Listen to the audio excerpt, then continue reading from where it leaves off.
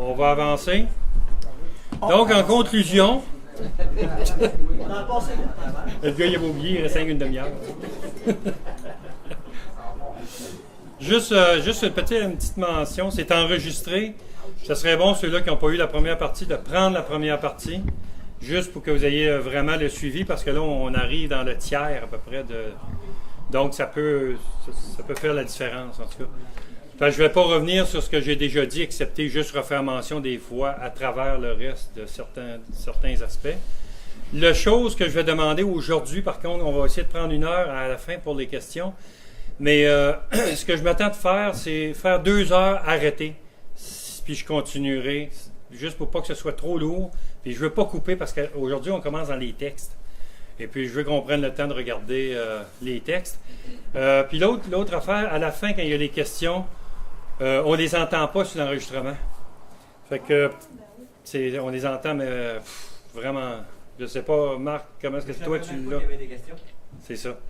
Donc, ça fait, on va prendre le temps de répéter votre question pour que l'enregistrement puisse avoir la question. Donc, il va peut-être avoir un volontaire qui va venir pour répéter la question, puis moi, je vais répondre. OK. Louis-Philippe? Est-ce qu'on peut tous les avoir ensemble à la fin, quand ça va tout? Ouais, je pense que c'est ça qui est mieux, hein, Louis.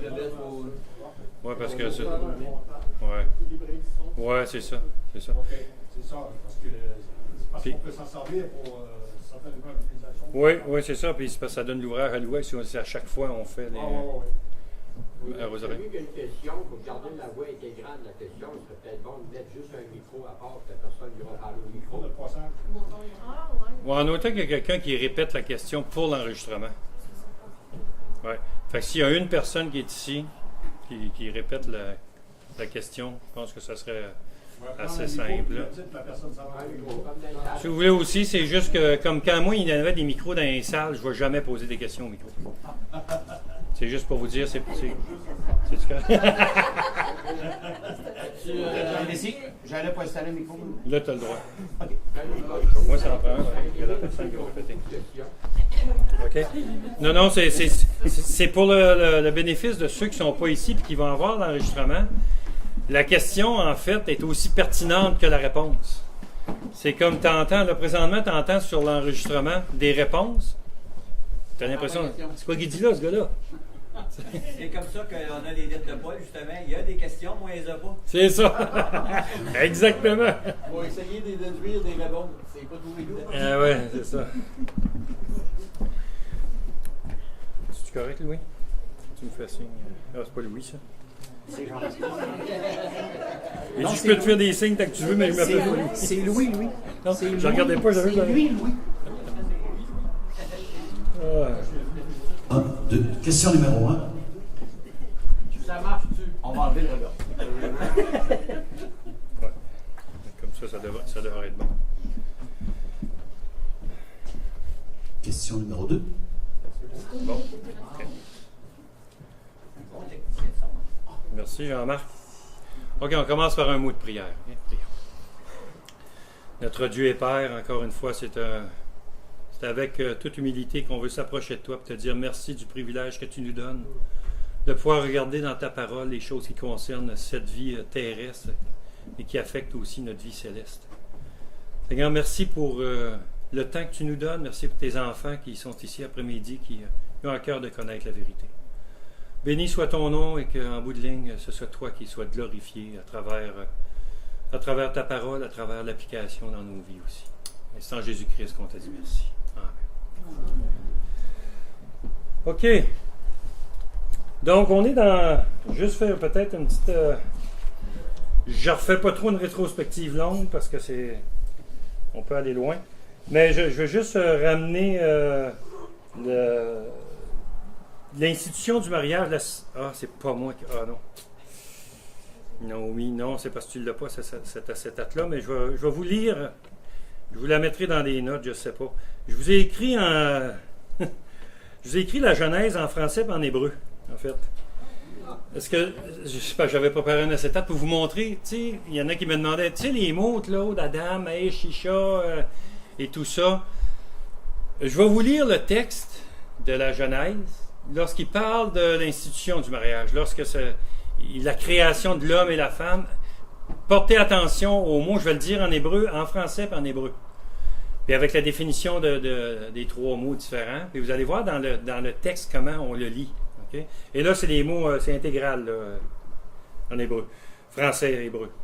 Alors dans Genèse 1, 26, puis Dieu dit, faisons l'homme, Adam. Adam, c'est un homme, c'est un être humain. Okay? Qui veut dire de la terre. À notre image. Il dit, faisons l'homme à notre image, selon notre semblance, et qu'il domine sur les poissons de la mer, sur les oiseaux du ciel, sur le bétail, sur toute la terre, sur tous les reptiles qui rampent sur la terre. Dieu créa l'homme, Adam, à son image. Il le créa à l'image de Dieu. Il créa l'homme, Zakar, le mot qui est employé. Zakar veut dire mâle. OK? Zakar. Z-A-K-A-R. Oui, exactement. Ça veut dire mâle. Oui, c'est ça. Là, ce qu'on parle ici, c'est il fait une distinction entre les sexes. C'est ça qui est les mots qui sont employés là. Mais dans votre Bible, c'est traduit homme ou femme. Et là, je vais vous donner ces deux mots-là. Okay? Donc, Dieu créa Adam à son image, okay, l'homme. Il le créa à l'image de Dieu. Il créa l'homme. Le mot homme qui est employé, c'est le verset 27, Genèse 1, 27. Il créa l'homme, c'est le mot Zakar. Il créa le mâle et la femelle. C'est comme ça que ça devrait être traduit. OK? Zakar, ça veut dire mâle. Ça veut dire mâle. Puis Nekaba, femelle. Ouais, Z-K-A-R.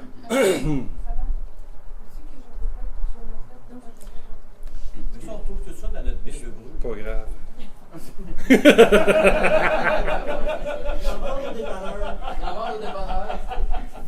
Je vois pas pourquoi tu nous dis ça, là, notre bébé brun, nous autres aussi. OK, donc, Zakar et la femme, et le mot qui est employé pour femme, Nekeba, qui veut dire femelle. Fille, femme, fille. Nekeba. N-E-K-A-Y-B-A-W, mais en français, on le met N-E-Q, moi je l'écris comme ça, N-E-Q-E-B-A-H. Ça, c'est littéralement les lettres hébraïques, là. Mais, Nekeba. Femme, femelle, fille. Ça, c'est des fois, il est traduit comme ça dans vos Bibles. Mais c'est littéralement le mâle et la femelle. OK? Donc, verset 27, il dirait, Dieu créa Adam à son image. Il le créa à l'image de Dieu. Donc, Adam, c'est l'humain, c'est l'homme avant la création de la femme. Il créa Zakar, ou autrement dit, le mâle, et Nekeba, la femelle.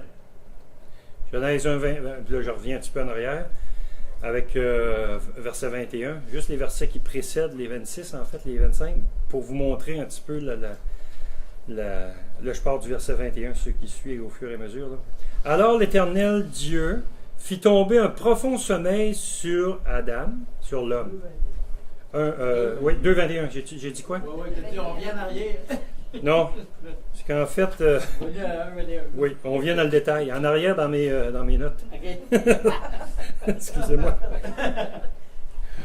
OK, il dit alors, l'Éternel Dieu fit tomber un profond sommeil sur l'homme, là c'est Adam, qui s'endormit, il prit une de ses côtes et referma la chair à sa place. L'Éternel Dieu forma une femme, Isha, I-S-H-A-A-H, H-A-H. OK, femme, de la côte qu'il avait prise de l'homme, Adam. Si je vais trop vite, arrêtez-moi là, ceux qui prennent les notes là. Et il l'amena vers l'homme, Adam. C'est intéressant. Il a créé la femme, puis il l'a amené vers l'homme. Donc, vous allez comprendre l'aspect de l'autorité un petit peu après, la hiérarchie. Et il dit vers l'homme, Adam.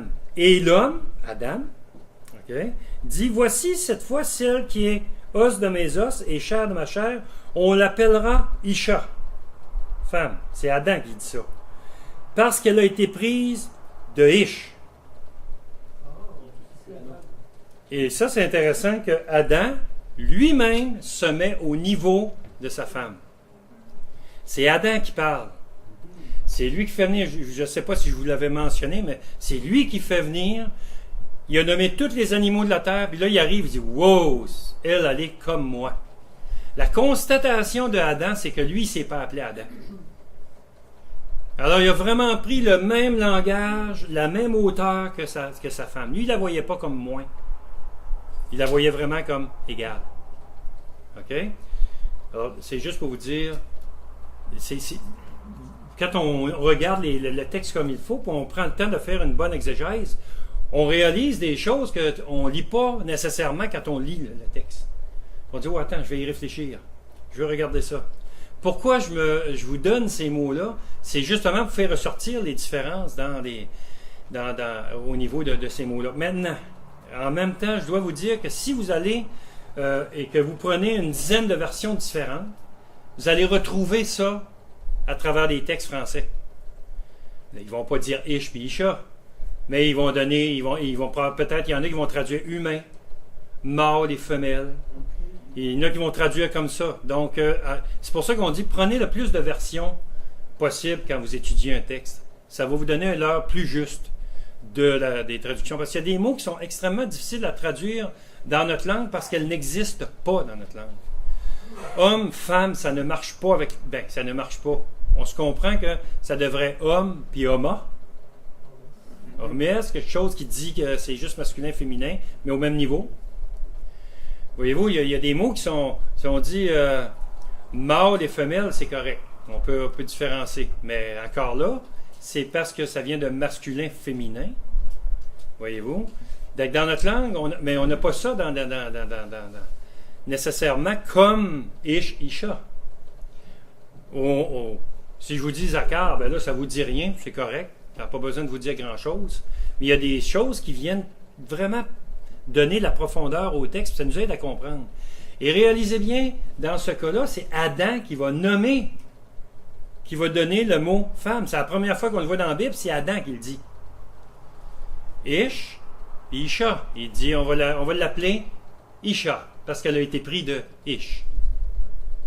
Wow! Lui est en train vraiment, je vous dis, regardez ça, égal. Lui, il la voit comme lui-même. Elle est en avant de lui, c'est pas vraiment une créature qui est à côté, là, un petit peu disparate. OK, donc, après Dieu forma une Isha de la côte qu'il avait prise de Adam, et il l'amena vers Adam, et l'homme, Adam, dit, voici cette fois celle qui est os de mes os et chair de ma chair, on l'appellera Isha parce qu'elle a été prise de Ish, et l'homme. C'est pourquoi Ish quittera son père et sa mère et s'attachera à sa Isha. Ils deviendront une seule chair. Voyez-vous le point? Ça, c'est Ish et Isha, puis ils vont devenir un. L'homme et sa femme étaient tous deux nus et ils n'en avaient point honte. Alors, c'était juste pour vous montrer ce qu'on avait parlé un petit peu là, d'une façon plus directe.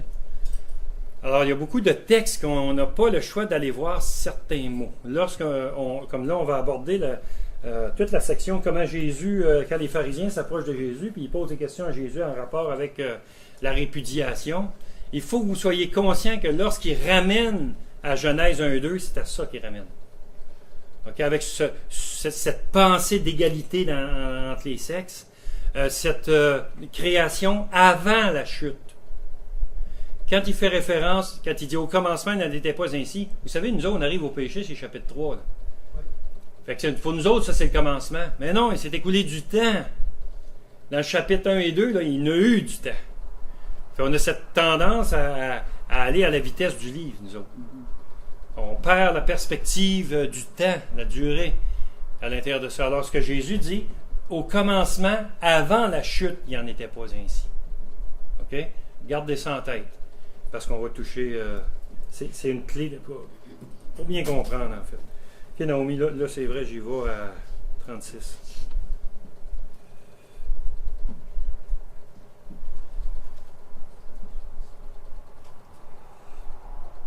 Pas long, je vais aussi vite que mon dinosaure.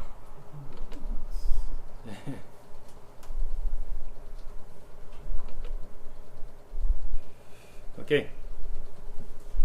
Donc, dans le... Jésus, lorsque... on avait vu que la législation actuelle, à cause de ce qui se passe, Deutéronome 24. Lorsque les pharisiens font mention dans la loi de Moïse du fait qu'on pouvait répudier notre femme, j'aimerais attirer votre attention sur le fait qu'à l'époque de Jésus-Christ, on pouvait répudier notre femme pour n'importe quoi, pour à peu près n'importe quoi. Et que le fardeau était toujours, remarqué dans les questions des pharisiens, c'est toujours sur la femme. On ne parle pas de l'état d'adultère de l'homme. Et la question des pharisiens, tout de suite après, il va dire, c'est pas avantageux à un homme de se marier de bord. Mais oui, s'il ne peut pas répudier sa femme, tu penses qu'il va rester pogné avec ça toute ma vie? C'est ça leur pensée. Il dit, c'est pas avantageux. Donc, il y avait en arrière d'eux autres, ce qu'ils voulaient, c'est amener Jésus à dire ce que Moïse a dit à propos de la lettre de divorce, de la répudiation. Il voulait l'amener comme quelque chose de légal et correct. Et Jésus va prendre ça et il va enseigner, oh attention, au commencement il n'en était pas ainsi, et là il va nous ramener un petit peu à l'arrière. OK? On va regarder les textes ensemble de toute façon. Il dit, dans Matthieu 19,3, il dit répudier sa femme pour un motif quelconque. Juste pour vous montrer comment il était rendu loin avec ça. Donc, je ne sais pas si je voulais mentionner, mais je pense que oui, les pharisiens, ils voulaient souvent que Jésus il soit piégé dans des discours de docteurs. Tu sais, il y avait deux écoles de pensée, puis ils voulaient vraiment mettre Jésus dans soit un, soit dans l'autre. Et il aurait voulu que Jésus soit campé dans une position, tu sais, puis pour se donner pour chacun un peu d'autorité. Mais tendre un piège dans un sens à Jésus, ils veulent l'embarquer dans une discussion. Tu sais. Ils ont fait ça aussi pour la résurrection. Puis c'est la manière de procéder des pharisiens. Puis ça me fait penser, on a cette tendance à vouloir camper du monde dans des positions. Lui, il est calviniste, l'autre, il est arménius. Tu vois, il est de Calvin vraiment, puis l'autre, il est d'Arménius. On a une tendance à vouloir cataloguer les gens dans une position. Même chose que les Corinthiens faisaient avec Paul. Moi, je suis de Pierre, moi, je suis de Céphas, moi, je suis d'Apollo, moi, je suis... Cette tendance de tout vouloir mettre dans ça, alors que Jésus ne tombe pas là-dedans. Mais les pharisiens, ils ont un petit peu cette pensée en arrière de la tête. Les disciples de Chamaï, eux autres, ils affirmaient qu'il y a juste l'infidélité dénoncée qui était une cause légitime de divorce. Ça veut dire qu'il fallait qu'on le sache. OK? L'infidélité. Hillel, eux autres, les disciples d'Hillel, eux autres, ils disaient qu'on pouvait divorcer pour bien d'autres raisons encore, telles qu'un plat brûlé. C'est carrément dans leur texte. Quelqu'un qui fait mal la cuisine. Ça vous donne ça une idée? C'est vraiment motif quelconque, n'est-ce pas? Et un petit peu plus tard, Rabbi Akiba, lui, il allait jusqu'à affirmer que le fait de trouver une autre femme plus belle et plus désirable que son épouse justifiait le divorce. Vous pouvez voir ça dans Joseph. Je vous ai parlé de Joséphus, Flavius Joseph, dans l'Antiquité juive. Alors, ça vous donne une idée, là. Quelqu'un est plus cute que ma femme. Quoique dans mon cas, c'est très dur à trouver. La plus belle au monde? Pas objectif. Oups. Je suis pas objectif. Alors, la plus belle que je connais, d'abord. La plus belle qui voulait de moi. Ouais.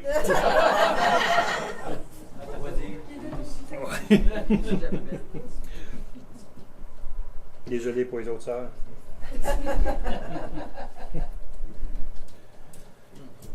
Je vais juste m'assurer juste avant On ne sera pas aujourd'hui, c'est la dernière affirmation. OK. Donc, est-ce que comment Jésus réagit à tout ça quand il dit pour un motif quelconque? Il faut regarder, est-ce que Jésus est en faveur d'une interprétation stricte de Deutéronome 24, 1 à 4? C'est la question, il y a de là. Est-ce que Jésus est en faveur d'une interprétation stricte? Parce que, écoutez-moi bien quand je pose la question, parce que c'est exactement ce que beaucoup de chrétiens vont faire. Ils vont dire, c'est écrit qu'on peut divorcer à cause de la dureté de notre cœur, donc la dureté de notre cœur devient quelque chose de légitime pour divorcer.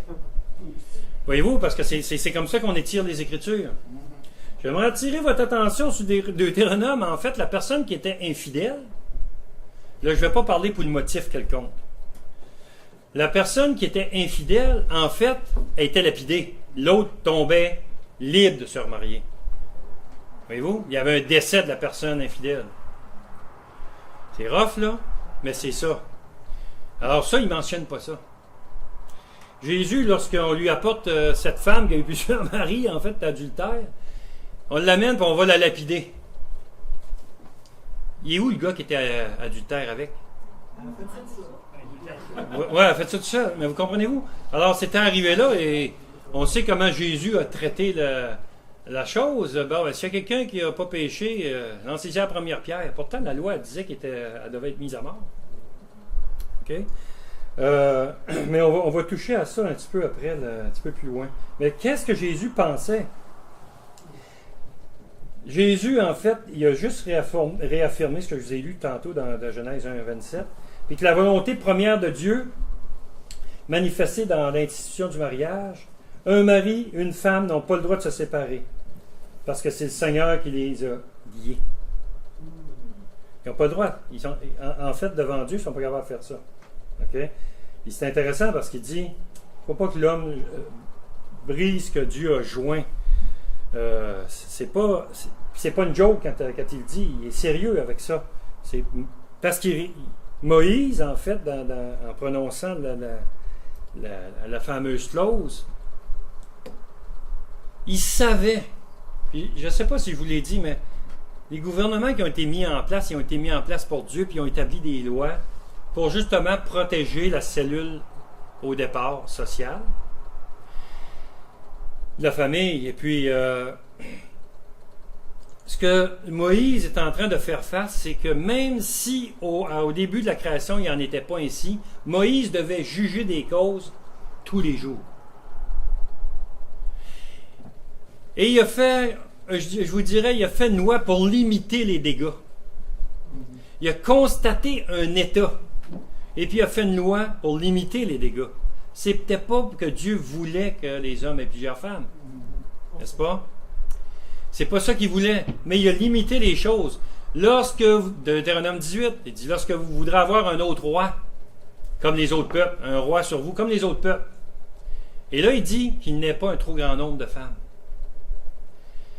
C'est impressionnant qu'il dit ça bien avant que le peuple ait demandé un nouveau roi. N'est-ce pas? Il savait d'avance qu'est-ce qui allait arriver. Il les a avertis. On limite les dégâts. Qu'est-ce qui a fait tomber Salomon?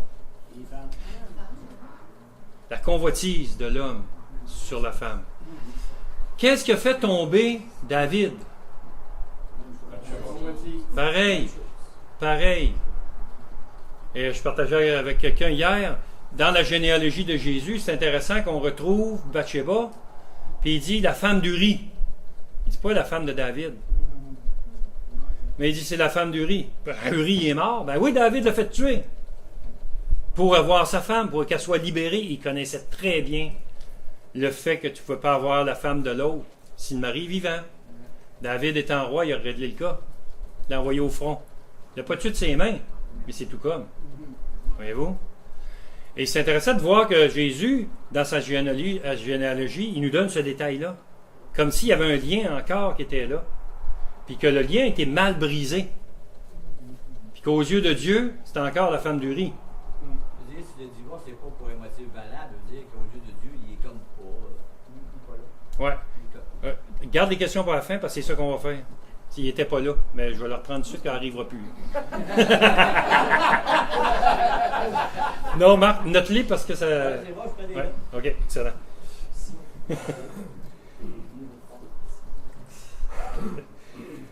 La porte était ouverte, je l'ai pris. Donc, les pharisiens, convaincus que la clause de Deutéronome concernait la lettre de divorce, était un complément ajouté par Dieu à l'institution du mariage. Alors Jésus dit non, c'est pas un complément. C'est à cause du péché. C'est à cause du péché que Moïse a écrit ça. La dureté de votre cœur.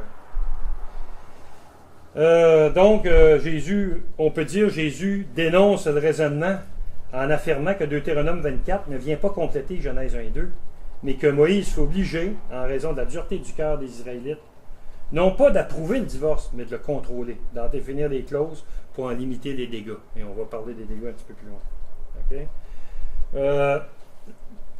Moi, je pense que Jésus ne veut pas qu'on joue avec ça. On va parler tantôt des manipulations au niveau du mariage, divorce, remariage, ainsi de suite. Il y a des manipulations iniques, si je peux dire. Mais pourquoi? Ben, simplement parce que le cœur dur des Israélites, il est le cœur dur des gens d'aujourd'hui. Vous allez dire, oui, mais il n'était pas chrétien. Stop, attendez. C'était le peuple choisi de Dieu qui était géré par les lois de Dieu. Qu'est-ce que vous êtes? Le peuple choisi de Dieu. Géré par les lois de Dieu, la même chose. Est-ce que dans l'Église, ça se peut qu'il y ait un endurcissement du cœur? Dans la société, on s'en attend à ça. La Bible n'a pas été écrite pour ceux-là qui ne la lisent pas. Elle a été écrite pour ceux-là qui cherchent la vérité, qui cherchent Dieu, qui veulent être gérés par la loi divine. Voyez-vous? Alors, on ne peut pas se promener un petit peu dans les lois du monde, un petit peu dans la loi divine. Et Jésus veut vraiment ramener les choses sur la loi de Dieu et non pas la législation dans le cas à l'époque de Moïse ou à l'époque des pharisiens de cette époque-là. OK? Il faut comprendre que aussi la façon dont c'est écrit, même dans certaines traductions, je vous dirais, je vais regarder un petit mot avec vous, mais je vous dirais juste pour...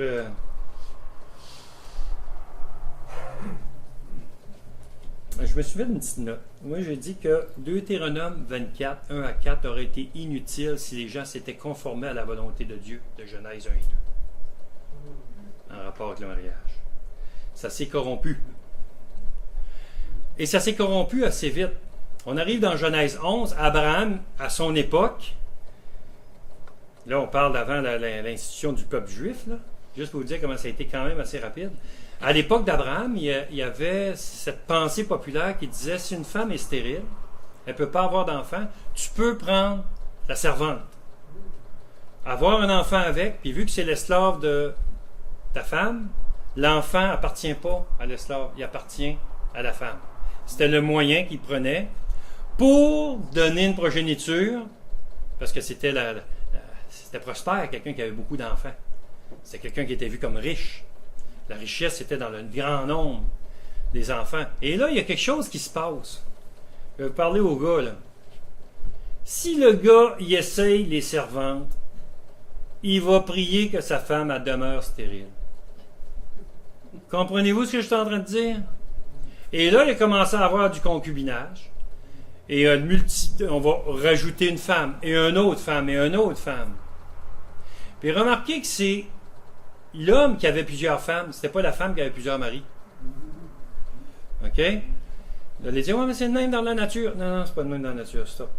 On n'est pas des animaux, je vous l'ai dit. Lorsqu'on parle d'animaux dans Genèse, ça parle de couple.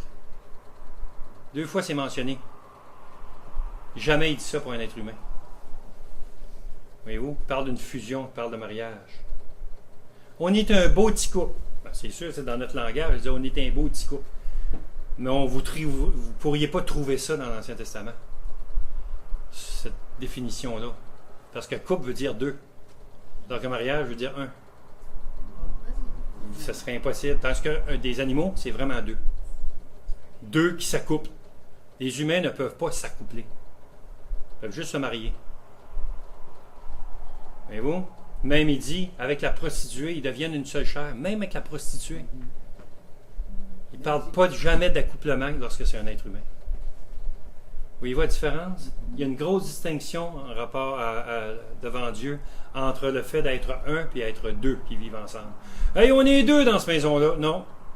Désolé, vous êtes 1. On fait le décompte, les pompiers, le feu a pogné, on fait le décompte, les pompiers. Comment vous étiez? On était 1. Faites pas ça, là. Mais... On était 1 pour être 2 des autres.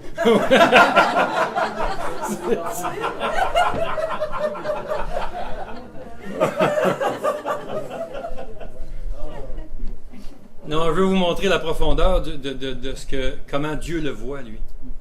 Et ça pourrait pas arriver avec 4 personnes. Tu peux pas être 1 avec 4. Tu peux pas être 1 avec 3, tu peux pas être 1 avec 2, tu peux juste être 1 avec 1. C'est 1 plus 1 qui égale 1. c'est pas, je devrais dire 1 fois 1, c'est 1, hein? On ne peut pas se tromper. Là. Ouais, puis là, on Puis respecte- n'importe quoi que tu mettrais après ça, ça ne pourrait pas marcher. L'équation ne marche pas. Sauf que c'est pas 1 fois 1 devant Dieu, c'est 1 plus 1 égale 1. Alors, ça, c'est dur à traduire. Hein? Rappelez-vous, le mot mariage dans la Bible il est mentionné combien de fois? 6 fois. 5 fois au singulier, puis 1 fois au pluriel. C'est pas une grosse batch. Et on va toucher à ça, la définition du mot tout à l'heure, mais vous allez voir que c'est pas ce qu'on pense. Pas tout à fait dans notre définition de terme d'aujourd'hui. Donc, ce que Dieu dit, hey, si tu veux nous déranger encore longtemps de même, ça c'est le fun, hein? Tu sais, le gars il est pogné, il essaie de ne pas faire de bruit, puis tu le déclares. Tu sais. Tout le monde s'en va. Ça va y apprendre. Marquez son téléphone. Les gars travaillent avec ça. Hey, j'ai-tu fermé le mien? Ça serait moyen. J'ai-tu formé le mien? Oh. Ben, tu sais, Claude, tu Mais moi- parlais de 1 fois 1. Non, il est fermé. Ça va bien avec le commandement aller et multiplier. Ouais, c'est ça. Je vais le fermer parce que je connais le sens de l'humour du Seigneur et je peux faire sonner le mien n'importe quand.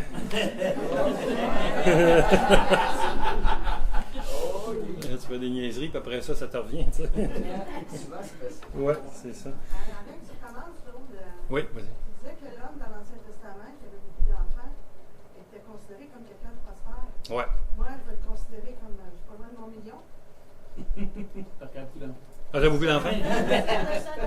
Ben, c'est ça. Mais c'était la richesse à l'époque, hein? Puis, savez-vous, je trouve ça intéressant dans le fait d'avoir des enfants puis pas de n'avoir. Je visite des personnes âgées. Puis les personnes les plus tristes, c'est ceux qui n'ont pas eu d'enfants. Sont seuls. Sont seuls. Même dans la vieillesse, ils n'ont pas de visite, sont seuls. L'accompagnement, il n'y a personne pour prendre soin d'eux autres, excepté les services sociaux. Ils n'ont pas de communion, si je peux dire, morale avec quelqu'un. Ce besoin d'échanger, ce besoin social. Même si les enfants, quand on est une grosse gang, nous autres, on était 9 chez nous, puis il y avait 6 filles. En fait, on était 10, il y avait 7 filles. Puis, moi, j'étais le dernier des garçons. Ça fait que je voulais toujours avoir un petit frère. Mais c'est des filles qu'il y avait chez nous. Ça fait que je me souviens de ce que ça peut engendrer, toute la vie familiale à l'intérieur de ça, mais que c'est donc bon socialement parlant. Parce qu'il y a des choses qu'on est formé, c'est à l'intérieur du noyau familial qui fait de nous, en tout cas, c'est sûr qu'il y a 2, 3 petits conflits. Tu sais, comme je vous ai dit l'autre jour, n'ayez pas peur de moi, je ne mords pas. Et j'ai déjà mordu, puis j'ai mangé une volée, je l'ai jamais refaite. J'avais 5 ans à peu près, j'ai mordu ma soeur. Ben c'est bon, j'aurais pas eu de soeur, j'aurais pas pu mordre, j'aurais pas pu savoir qu'on n'avait pas le droit de mordre. Aujourd'hui, je prends ça de même, puis elle a encore sa cicatrice. Non. Elle n'a pas fait de cicatrice. Il est parti avec un morceau. C'est ça. OK, on continue? Oui. Donc, tournez avec moi dans Matthieu chapitre 5, verset 31.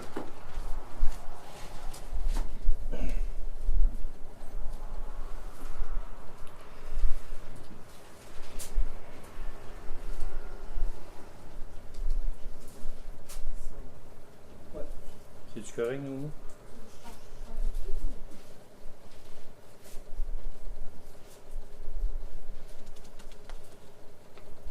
Je cherche juste mon numéro. Oui, je vois pas mon numéro dans ma note. Ce sera pas long parce que nous autres, on est en diapason. OK. Vous avez Matthieu? Oui. Alors, il dit, là, on est dans le sermon sur la montagne. Il a été dit que celui qui répudie sa femme lui donne une lettre de divorce. OK? C'est ce qu'on a vu même dans l'autre texte. Mais moi, je vous dis que celui qui répudie sa femme, sauf pour cause d'infidélité, l'expose à devenir adultère, et que celui qui épouse une femme répudiée commet un adultère. OK. Là, Jésus va prendre une position à cette lettre encore, Mais le premier effet qu'on peut voir dedans, c'est que la répudiation ou le divorce, c'est contraire à la volonté de Dieu. Qu'il soit suivi ou non d'un remariage. Ce qu'il traite ici, c'est la répudiation. Le problème, c'est pas le remariage. Le problème, c'est la répudiation. C'est le fait de divorcer, c'est le fait de rejeter la personne. Ce n'est pas le remariage qui est le problème là-dedans. Il ne parle pas de ça.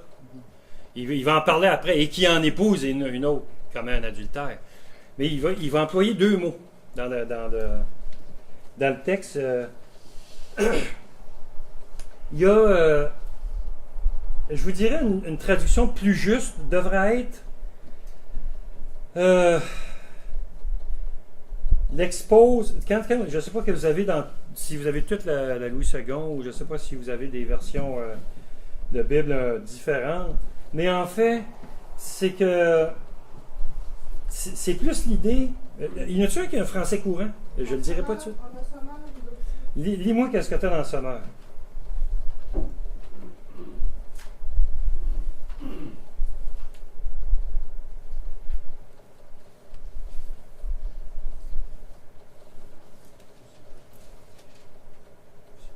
Matthieu 5, quel verset? Ouais, c'est ça, 31, là, à partir de 31. Il a aussi été dit, si quelqu'un divorce avec sa femme, il doit le lui signifier par une déclaration écrite. Eh bien, moi, je vous dis, celui qui divorce avec sa femme, sauf en cas d'immoralité sexuelle, l'expose à devenir adulte, et celui qui adultère, c'est-à-dire, Ouais. et celui qui épouse une femme divorcée commet lui-même un adultère. OK. C'est assez intéressant que. Bon, il y a une portion que c'est bon, il y a une portion que c'est pas bon. En fait, c'est la fait regarder comme étant adultère. C'est ça. C'est pas. Le mot est pas bien traduit. Là, il y a une influence. C'est pour ça que j'aurais aimé ça voir une coupe. Le français courant, il va bien plus loin que ça. J'ai trouvé une traduction qui dit. OK, le français. Quand elle rend le verbe grec comme s'il s'agissait d'un actif. Lui fait commettre adultère si elle se remarie. Alors, c'est pas ça que le texte dit. OK? La répudiation par son mari place l'épouse à une situation où elle a la possibilité de contracter un nouveau mariage, ce qui lui fera commettre un adultère. Le fait qu'il la met dehors, puis qu'elle n'est pas adultère, ben là, tu viens d'y signer une lettre de divorce. Elle aurait le droit légitime, normalement, de se remarier, n'est-ce pas? Vous comprenez-vous le point? C'est que là, en faisant ça, c'est toi-même qui commets l'adultère. Qu'est-ce que tu fais? C'est qu'elle n'a pas le choix. Tu l'exposes, dans un sens, à l'adultère, mais le texte grec, il dit tu l'as fait passer déjà pour un adultère. C'est pas quelque chose qui est en devenir. C'est quelque chose que quand les gens vont la voir, ils vont dire elle est adultère, pour ça qu'elle a eu la lettre du divorce. Mais c'est pas vrai. Je sais pas si vous voyez la ligne. C'est vrai que tu vas l'exposer à le devenir, mais aux yeux du monde, elle l'est déjà. Et c'est ça qui est rendu par le texte. Disons, Lamartin, une vieille traduction, ouais. traduit directement par « il l'a fait devenir adultère ». Il l'a fait devenir. Ouais. C'est fort. Ça dit on met le fardeau sur la femme, dans ce cas-là, alors que c'est pas ça que ça dit. Voyez-vous? Alors ce que Jésus est en train de montrer, c'est l'action de répudier qui est répréhensible. L'emphase est mise là. Ah, mais les textes qu'on a une tendance à regarder, c'est dire ah, ça veut dire qu'on peut divorcer s'il y a. Il dit attends. Il y a des mots qui sont très très lourds dans ce texte-là. Il y a deux mots. Deux mots. Infidélité. Qui est infidèle? Le simple fait de regarder ou convoiter. C'est intéressant parce que dans la répudiation, il y a l'infidélité. Comprenez-vous l'idée? Oui, parce que tu as un mariage, puis tu le jettes la personne dehors ou tu l'envoies. Ben, c'est ça, il y avait promis fidélité. Je vais prendre soin de toi dans les bons, dans les mauvais moments, et ainsi de suite. Donc, tu n'es pas fidèle à ta promesse. Et là, je ne parle pas d'adultère tout de suite. Je parle juste de fidélité. Là. OK? Alors, l'infidélité, c'est pas seulement l'idée d'aller commettre une action avec quelqu'un. Ça serait adultère. L'infidélité commence avant ça. Elle commence dans la répudiation elle-même. Elle peut se passer à l'intérieur du foyer avant la répudiation. Mais ici, l'emphase est mise sur l'aspect de répudier. Et non pas sur le deuxième aspect. Et ce qu'on va regarder, c'est que la femme qui est répudiée, c'est quoi qu'elle fait? Si elle n'est pas adultère, on l'a foutée dehors. Elle n'a pas été infidèle, elle n'a pas été adultère, mais aux yeux du monde, elle a quelque chose. Elle a, je vous le dis, elle a quelque chose. Voyez-vous? Elle va se promener, ah, c'est elle la femme de Dieu. Il l'a jeté dehors. Et il va comme blablabla. Vous savez comment ça marche, hein? Là, il devait avoir quelque chose. Non, non, il y a toujours deux côtés à une médaille. Ben, je ne sais pas, ici, Jésus, il parle d'un côté. Il parle de celui qui répudie. Il parle pas de celle qui est répudiée. Ça, c'est le point, un sous-point. Je ne sais pas si vous voyez comment Jésus peut répondre. Il met l'emphase vraiment sur le bon point. Le problème, c'est la répudiation. Pourquoi tu veux répudier? Et là, n'oubliez pas, eux autres, ils pensent qu'on peut, pour un motif quelconque. Alors, c'est important de remettre ça dans le contexte. Jésus doit ramener les choses à la bonne place, OK? Et donc, il faut faire attention comment c'est traduit, parce qu'en fait, si je le prendrais, l'idée que si elle se marie, elle va, en contractant un nouveau mariage, ça va lui faire commettre un adultère, ben, elle fait du remariage et non de la répudiation, le juillet du délit. OK? Donc, l'emphase est mise sur le remariage, mais pas sur la répudiation. Alors que Jésus, c'est pas ça qu'il regarde. Il regarde là, ton problème est la répudiation. Gardez ça en tête. OK? Parce que le divorce, il précède le remariage. Hein? Ouais. Fait que Jésus, lui, en fait, il l'a fait passer pour adultère. OK? Ceux qui prennent des notes, là. Pas adultère dans la réalité, parce qu'elle a la répudiation. Elle n'est pas responsable, mais adultère aux yeux de la société. Est-ce qu'elle est vraiment responsable? Non, c'est elle qui a été répudiée. Mais aux yeux de la société, c'est elle qui est fautive. Pourquoi? Parce que c'est elle qui s'est fait jeter dehors. Un petit peu au point. Aujourd'hui, il y a beaucoup de femmes qui répudient les hommes aussi. Pareil. Si elle ne parle pas, à ce temps-là, c'est pas... Non, parce que c'est patriarcal. Donc, c'est le régime dans lequel on était. Puis je vais vous parler des applications très pratiques pour aujourd'hui à la fin. OK? Merci de garder ça pour la fin, Marc. C'est pas une question.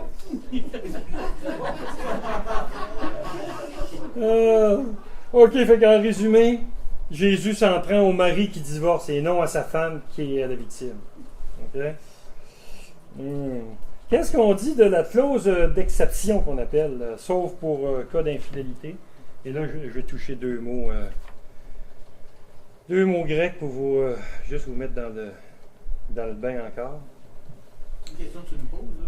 Non, je vais vous le donner. Infidélité, c'est le mot pornéia.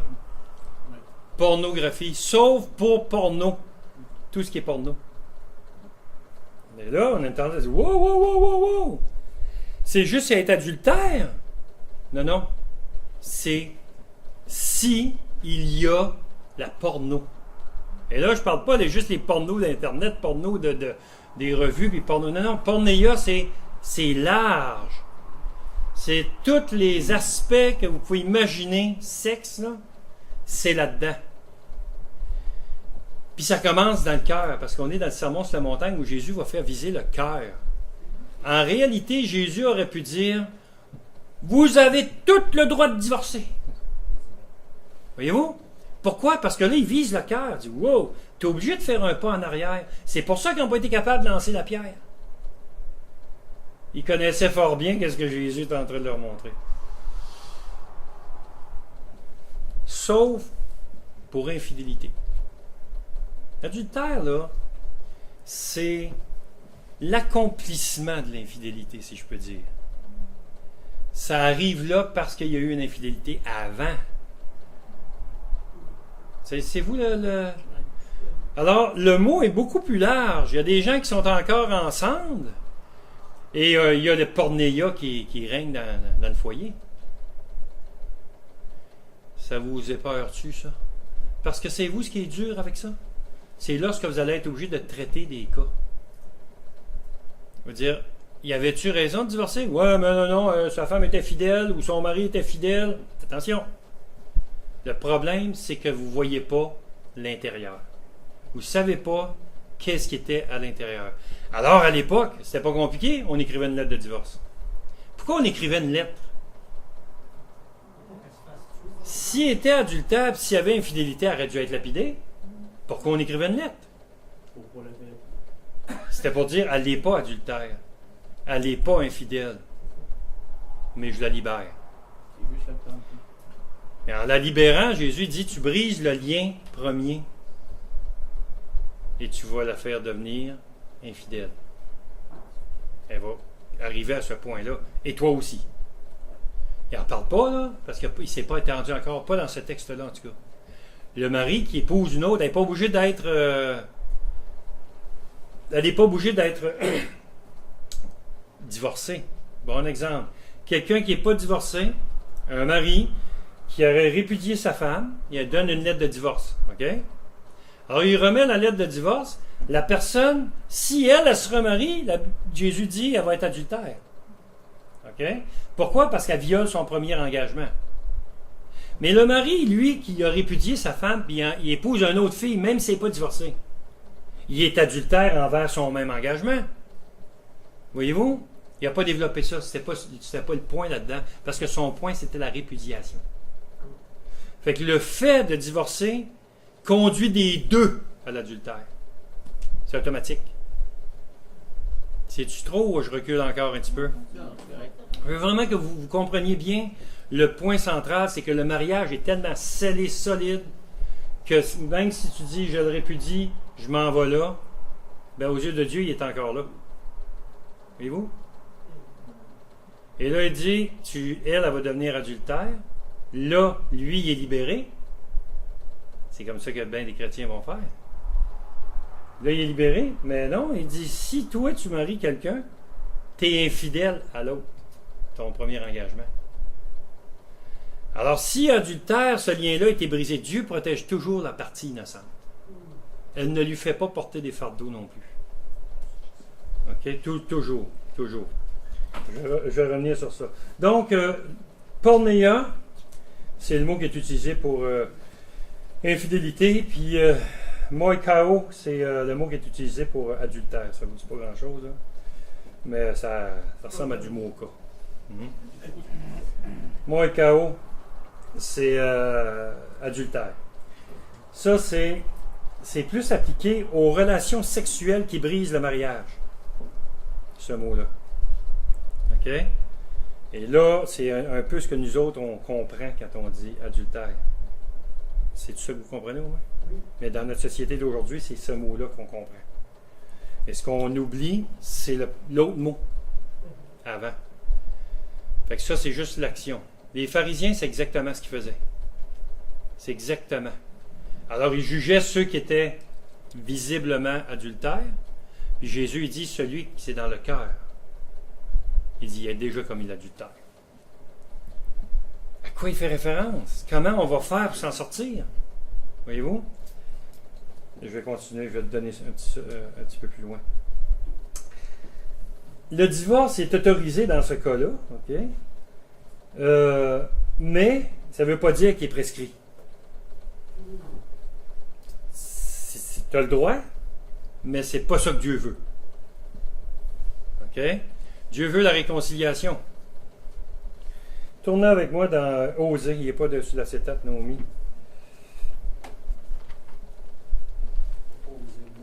Suite après Daniel.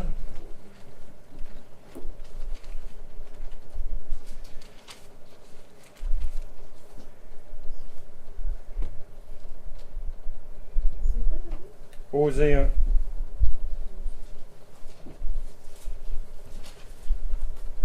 Dans le verset 2.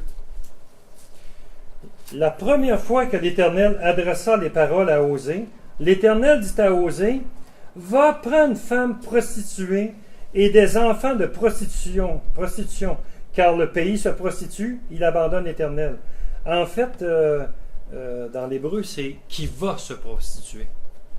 C'est comme si Dieu lui disait d'avance qu'est-ce qui allait arriver. Voyez-vous? Et là, c'est quelque chose. qu'il l'aime, cette femme-là. Il y en a qui vont dire, ah, c'est parce qu'il l'aimait tellement que Dieu... Non, il y a un commandement. La première fois que Dieu lui adresse la parole, il dit, tu vas la prendre. C'est pas Osée qui dit, Seigneur, je t'en supplie, c'est elle que je veux. Non, non, le texte, il dit, Dieu dit, va, prends. Vois-tu? Et là, il dit, il alla et il prit Gomère, fille d'Iblaïm. Elle conçut et lui enfanta un fils. Et l'Éternel lui dit, appelle-le du nom de Jizréel, car encore un peu de temps, je châtirai la maison de Jéhu par le sang versé à Jizréel. Je mettrai fin au royaume de la maison d'Israël. En ce jour-là, je briserai l'arc d'Israël dans la vallée de Jizréel. C'est la vallée du jugement. Okay? Et là, elle conçut de nouveau et enfanta une fille. Et l'Éternel dit à Osée, donne-lui le nom de Lo-Ruhamah, car je n'aurai plus pitié de la maison d'Israël. Je ne lui pardonnerai plus, mais j'aurai pitié de la maison de Juda. Je les sauverai par l'Éternel leur Dieu, et je ne les sauverai ni par l'arc, ni par l'épée, ni par les combats, ni par les chevaux, ni par les cavaliers.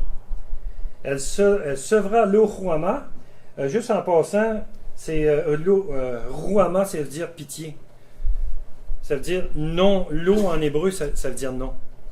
C'est une négation. Lorsque vous voyez le lot en avant d'un mot, ça veut dire non quelque chose. Donc, Ruhamah, qui veut dire pitié, ça veut dire celui dont on n'a pas pitié. OK? Ou celle dont on n'a pas pitié plutôt, parce que c'est féminin dans ce cas-là. Puis elle conçut et enfanta un fils. Et l'Éternel lui dit, donne-lui le nom de Lo-Amni, car vous n'êtes pas mon peuple. Amni veut dire mon peuple. Lo, ça veut dire non mon peuple. Qui n'est pas mon peuple. Okay? Il dit car vous n'êtes pas mon peuple et je ne suis pas votre Dieu. Chapitre 2. Et là, c'est intéressant, il vient d'avoir des enfants. Là. Avez-vous remarqué qu'il n'y a pas de Lo-Jizréel? C'est un enfant légitime. OK? Là, ça veut dire jugement. Juste avant de continuer. Ici, Osée va marier une femme qui va se prostituer. Elle a un enfant, puis après ça, elle va avoir 2 autres enfants qui n'appartiennent pas à Osée. Et là, le message, imaginez là, que quand tu appelles tes enfants, jugement,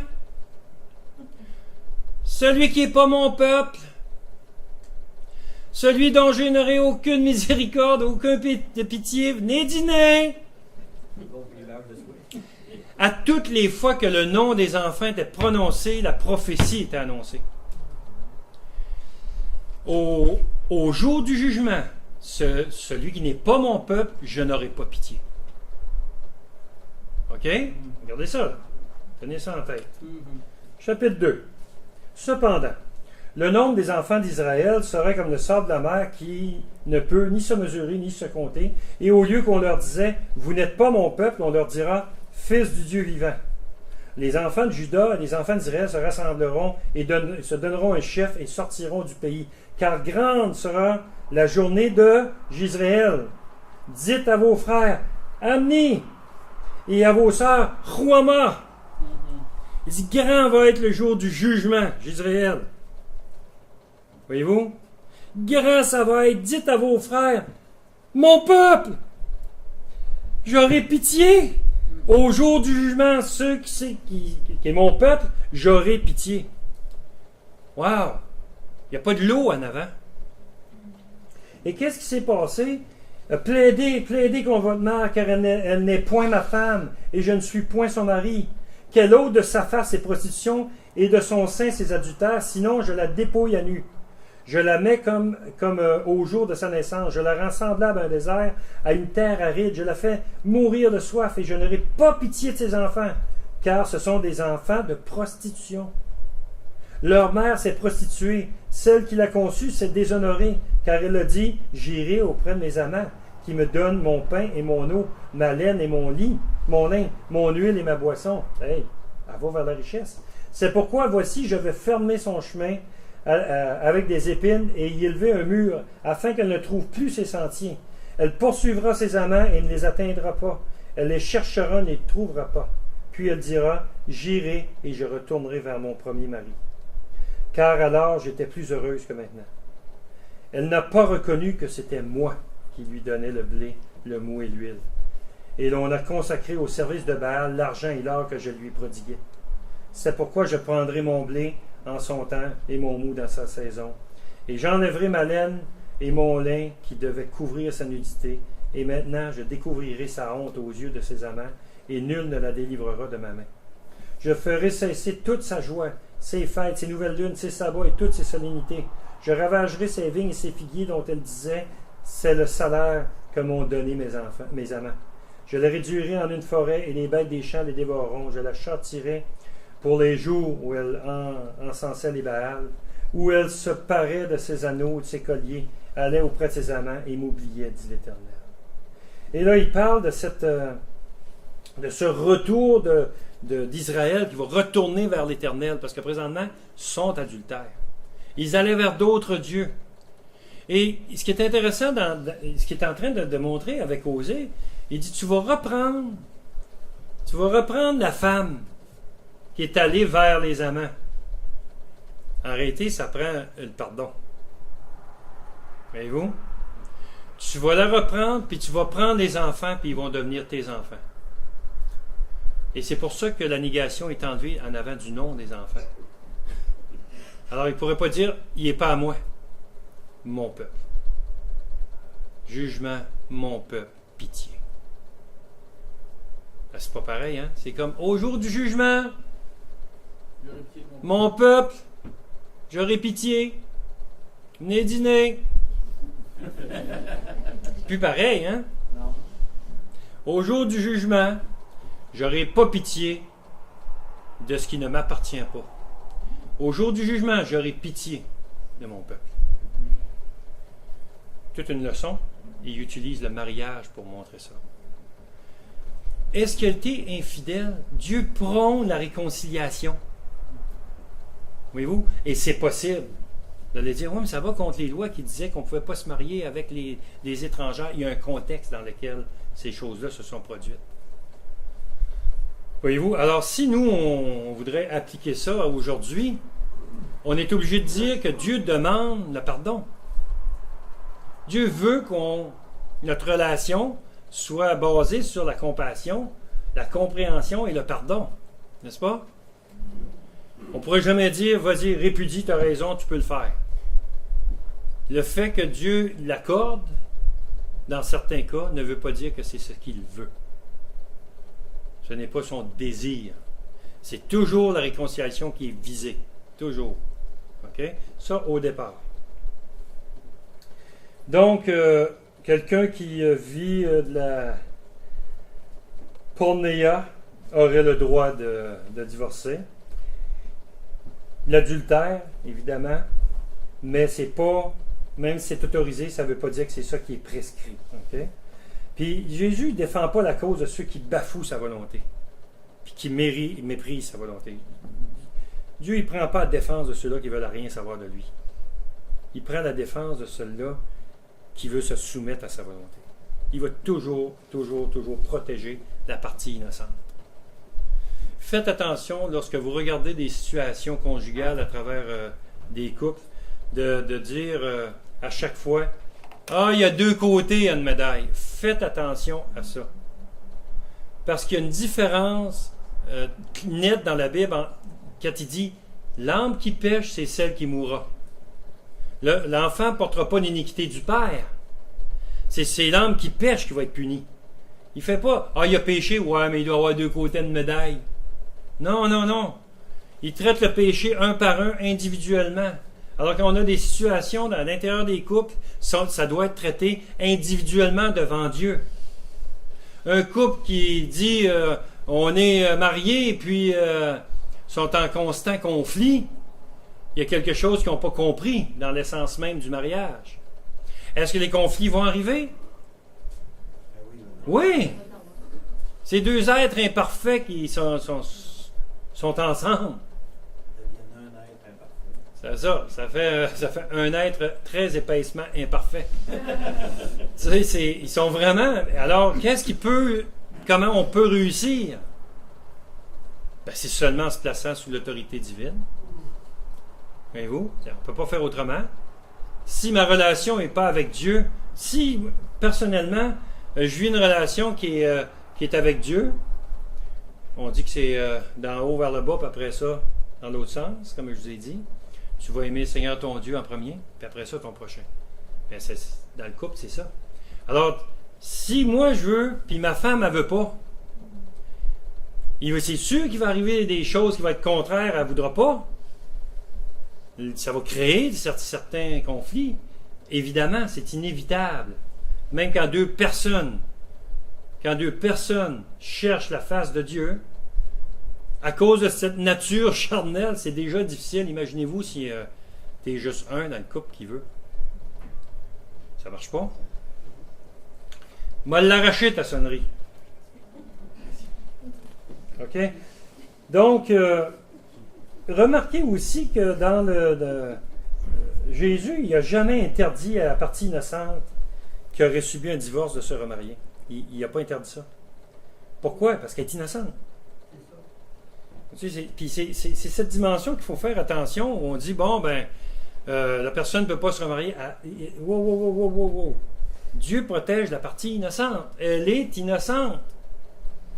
Donc, si elle a eu l'autorisation de Dieu de divorcer, Dieu n'est pas en train de la regarder pour dire « Je veux plus que tu te maries, par exemple. Tu as vu ce qui arrive quand on se marie? » Non, il ne fait pas ça. Il protège la partie innocente. Il va retomber encore dans 1 Corinthiens 7, où il dit si quelqu'un manque de continence, puis il se marie.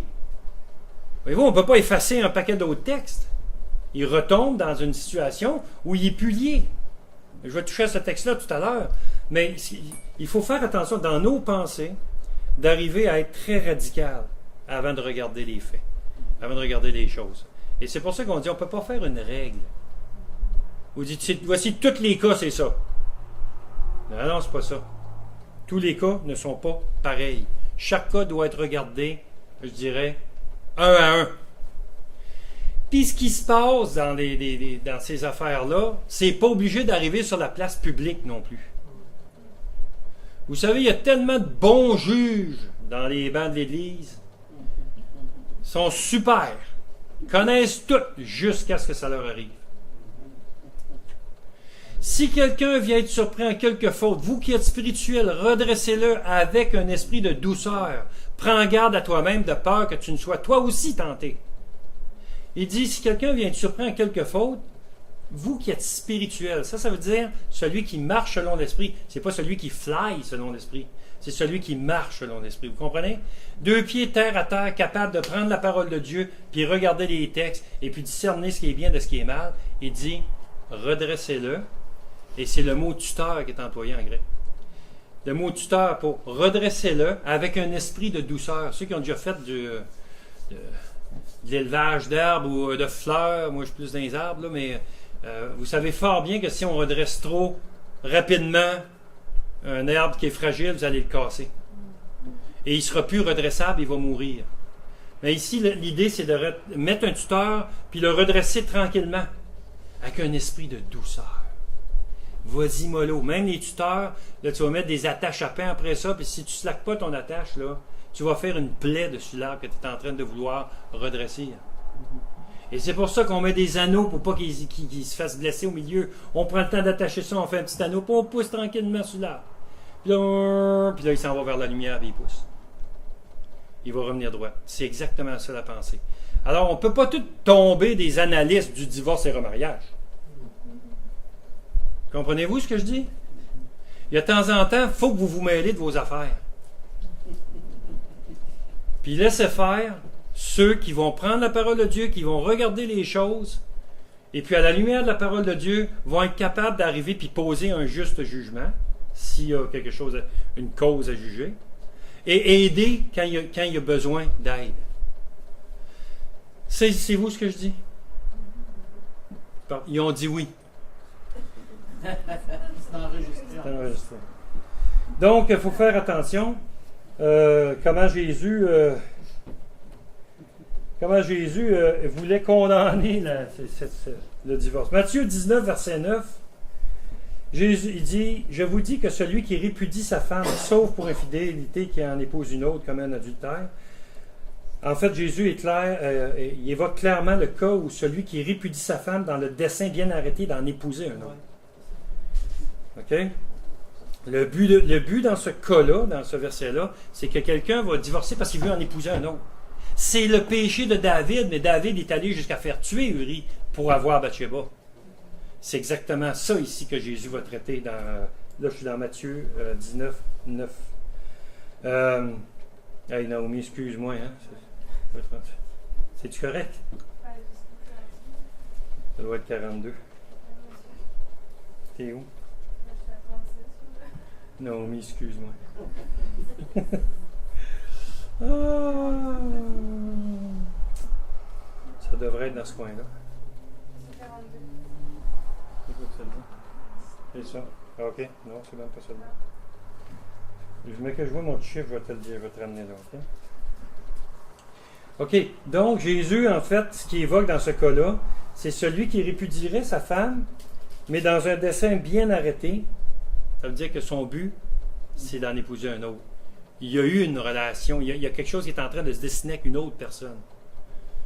Puis là, il va s'organiser pour que sa femme, on la met dehors, on va aller voir l'autre.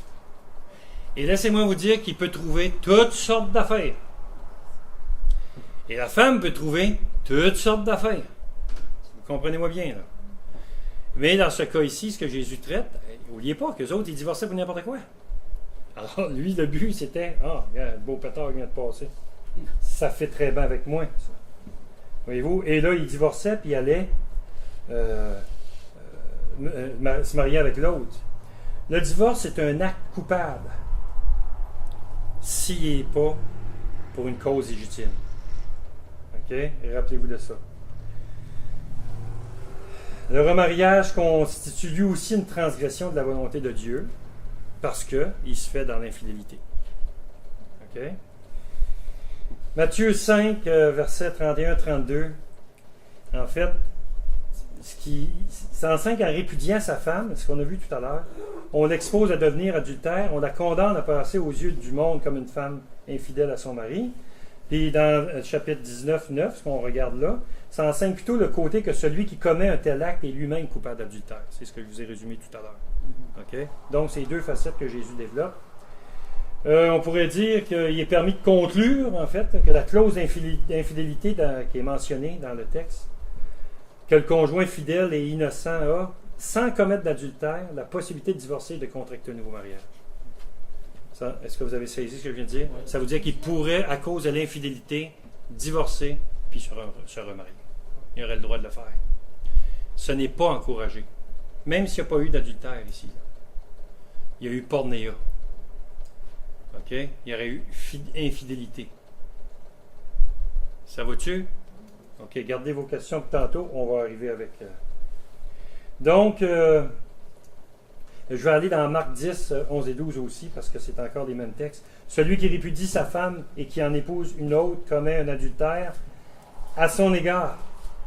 Et si une femme quitte son mari et en épouse un autre, elle commet un adultère. C'est ce qu'on a parlé tout tantôt, c'est des deux côtés. Le Seigneur dit aux disciples qui posent ces questions-là, mais c'est encore causé par la controverse des pharisiens avec leur manière de penser, qui sont arrivés avec cette question-là. La tradition des hommes véhiculée par les pharisiens et les docteurs de la loi. Jésus a dû répondre à ces questions-là à cause des faux enseignements qui étaient donnés par les pharisiens. Je veux que vous compreniez que Jésus n'est pas arrivé tout d'un coup, il dit, on va régler le cas des mariages. C'est pas ça, c'est qu'il y a quelque chose qui est en train de se passer, et puis dans son époque, et puis il faut qu'il tranche. Il faut qu'il prenne une position. OK.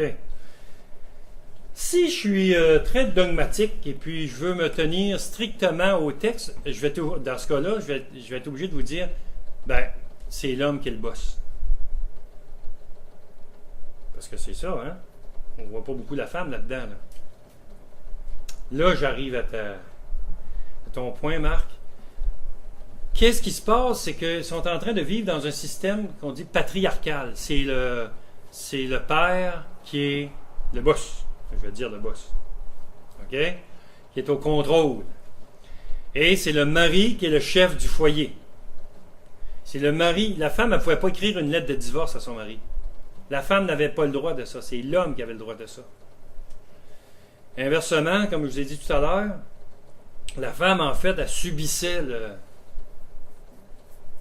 la clause légale qui était mentionnée par Moïse.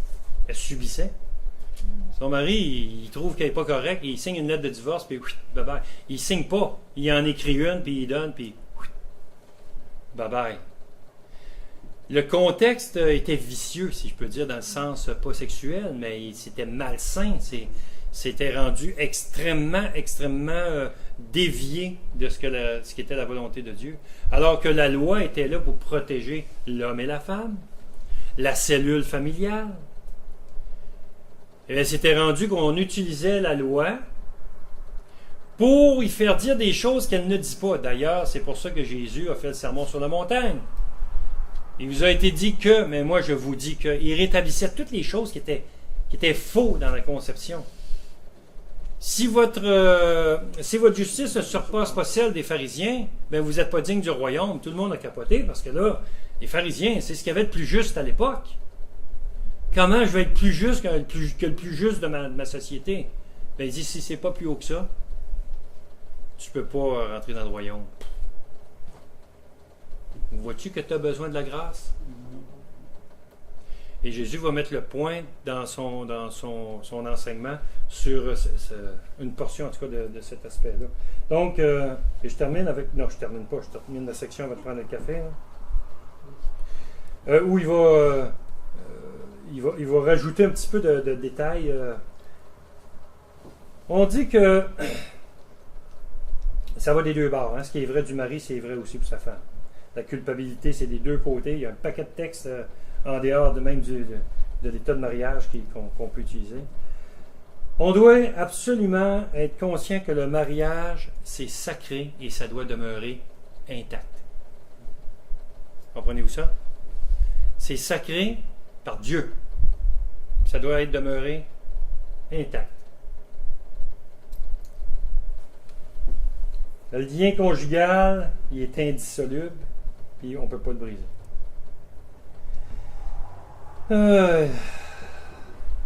On devrait enlever la pensée, comme je vous ai dit dans la première conférence. Ah, si ça marche, on va se marier. Si ça ne marche pas, ben, on divorcera. Vous savez que le monde, ils font ça, là. Je veux dire, oh, non, ne mettras pas tes affaires à mon nom. Si on divorce. Oh, si ça marche pas, pas de problème. On va aller au palais de justice, on va te rompre ça, cette affaire-là. Ils viennent pas à l'église, par exemple. Savez-vous quand est-ce qu'un divorce serait bon? Si ça serait traité devant l'église. Pas devant un juge de paix. C'est le fun qu'ils appellent ça de même. Le juge de paix, on va mettre la division. Mais devant l'Église. Pourquoi? Parce que la cause deviendrait légitime. S'il y a vraiment une cause, il va y avoir une discipline. S'il y a une cause d'adultère, un exemple. La personne adultère, elle est disciplinée. C'est ça la discipline de l'Église. Même s'il n'est pas adultère, il peut avoir une discipline pareille. Absolument. Absolument. Mais je parle ici d'une raison pour un divorce. Ah non, mais c'est ça. Il y en a qui divorcent sans avoir nécessairement d'adultère parce que l'autre veut s'en aller pour X autre raison. Mais l'Église, à ce moment-là, elle n'approuve pas cette raison-là. Ben, ça dépend si c'est un croyant ou un non-croyant. Croyant. Si c'est un croyant qui fout le camp, Ça. ben ça c'est ce qu'on appelle la répudiation, c'est le péché. Donc, même s'il n'y aurait pas eu d'infidélité ou d'adultère. C'est l'infidélité parce qu'elle a rompu le contrat. Exactement. Donc, c'est ça qui devient le point comme Jésus a fait. Parce que Jésus il met le point, c'est sur la répudiation. Donc, ce qui est en train de régler, c'est le cas de ceux qui répudient. Voyez-vous? Alors, ça devrait être amené aussi si, mettons qu'on a deux personnes qui seraient dans l'Église et puis que ces choses-là arrivent, c'est parce que la partie innocente là-dedans, là, elle est pognée. Tu sais, elle a le jugement le jugement de l'autre qui est sur son dos aussi, c'est ça qui n'est pas bon. Tandis que quand les choses sont éclaircies aux yeux de tout le monde, et je vais parler des applications pratiques dans pas long, là, mais des cas qui arrivent à l'Église, un exemple. Mais si c'est clair pour tout le monde dans l'Église, il n'y en a pas de problème. Le problème, c'est quand les choses sont traitées en obscurité. Il y a une incompréhension totale et la personne qui est accusée n'a même pas le droit de se défendre. Je ne sais pas si vous saisissez. La personne apporte un fardeau épouvantable. Jésus n'aurait jamais fait ça. Pourquoi? Parce qu'il protège la partie innocente. Alors, pour libérer la partie innocente, il faut que la chose soit claire aux yeux de Dieu, aux yeux de son peuple. Et puis là, on peut dire, oui, là, il y a la lumière. Est-ce que quelqu'un commet une... On va toucher des fois, là, mais quelque chose qui ne serait pas biblique, un divorce pour une raison non biblique, et là, la personne est disciplinée. OK? La personne, elle se repent, puis il n'y a pas moyen d'arranger en arrière. Qu'est-ce qu'on fait avec? Elle s'est repentie, sincèrement. C'est ce que nous verrons après le café.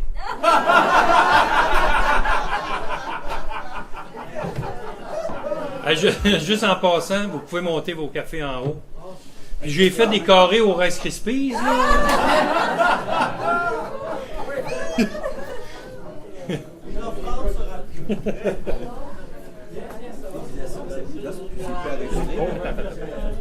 Naomi.